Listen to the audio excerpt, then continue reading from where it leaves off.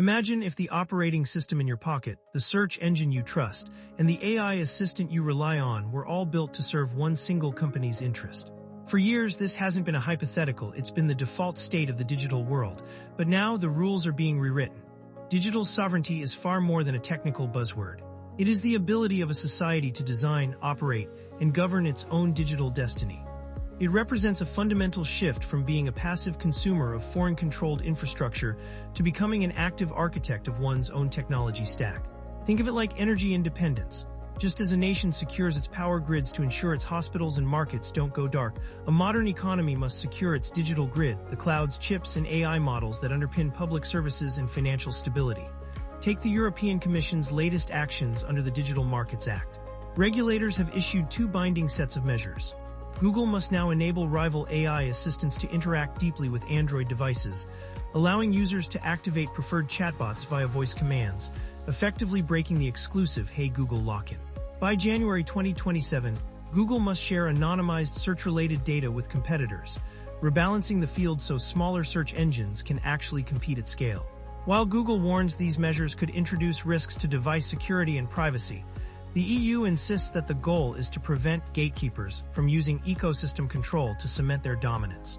By allowing qualified entities access to these features, the EU aims to foster a market where innovation isn't dictated by one firm's strategy, but by diverse, competing alternatives. Why does this matter beyond the legal battle? Because interoperability is the engine of a healthy economy.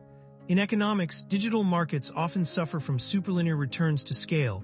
The bigger a firm gets, the harder it is for anyone else to compete.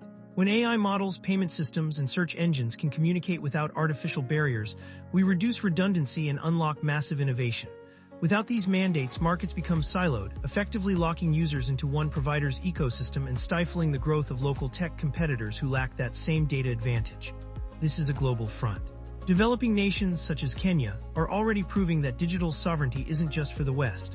By building GovStack infrastructures and AI-powered public services, nations are learning that controlling your own digital building blocks is a practical necessity for responding to crises and protecting citizen rights.